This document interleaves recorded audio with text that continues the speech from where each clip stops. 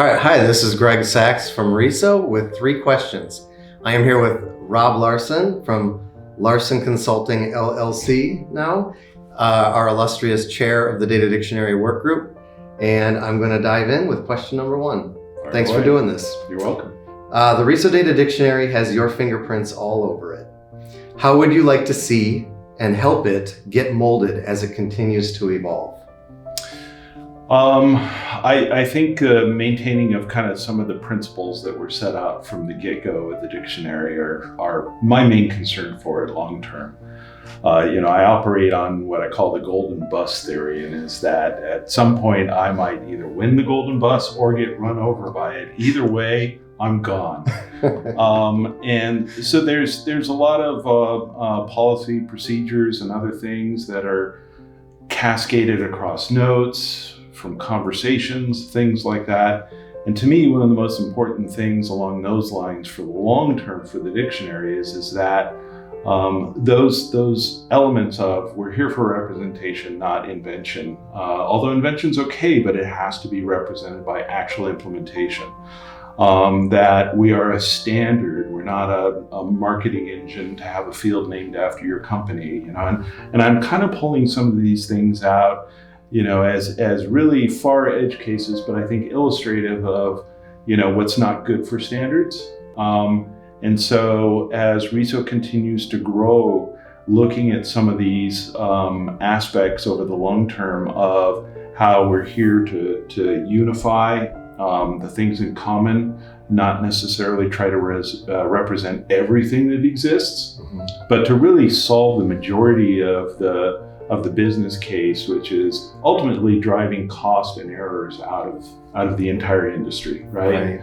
To make it easier for someone to step in and innovate and launch a product and deliver it to the members of our entire industry, and have less complexity and problems like errors, problems like cost, driven down to where the ROI of delivering software in our industry becomes more attractive, because today I just don't think it's attractive enough. I think you can make more money elsewhere. So we want to fix that situation ultimately. So as long as ultimately that is the goal, then a lot of the details maybe are a little bit less important, as long as that focus always stays there. I just refer back to some of the policy and how we've been working with RISO staff to get more and more of this documented, is really that it's about that goal, not necessarily any little policy that we have written, but as long as that vision is maintained long term, long after either the bus or just time gets me, that's what I'd really like to see. Excellent. That makes sense to me. Question 2. You recently said to me that RISO marketing over the last several years has generally revolved around convincing people of how great RISO is. How would you suggest we change our communications and marketing focus at RISO over the next 5 to 10 years, now that we know that people believe in RISO? Yeah, I mean, to be fair, RISO had to grow, in order for RISO to survive, it has to have members who are paying dues, right? So that RISO can fund its operations, and not just events like this, which are fantastic. And what a cool place to come to. This has been such a vacation for me. But RISO's doing well, and I think a shift in the communications more towards how can you use RISO? What does certification really mean? What are some of the particulars that certification doesn't necessarily tell you?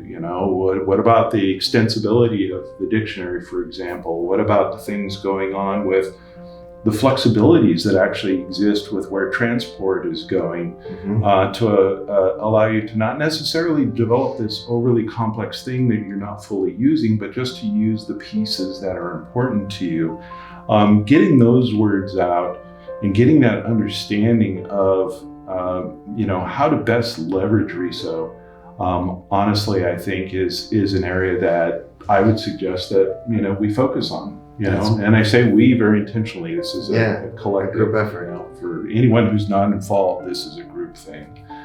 Come in and flex your voice. Well, I very much took that to heart as somebody who's working in the marketing and communications team, and wanted to elaborate that on camera so people know that we are not just going to rah RISO anymore, but try to actually express what we're doing in a wider way to the industry. And that's what a lot of what We'll still do a little raw. a little raw, especially you just said where this conference, we are in Kiowa Island, South Carolina for our fall conference.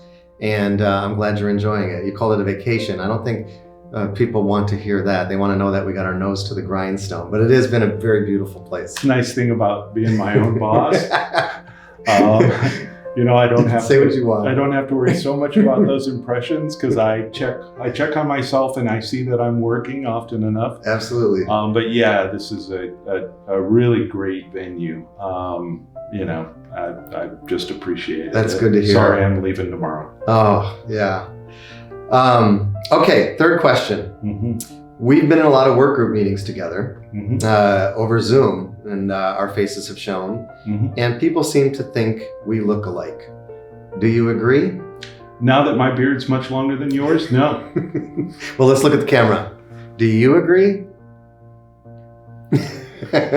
Exactly. Well, thanks, Rob. That's my 3 questions. Sure. Thank you for doing this. It's been my pleasure. Take care. All right. Bye now.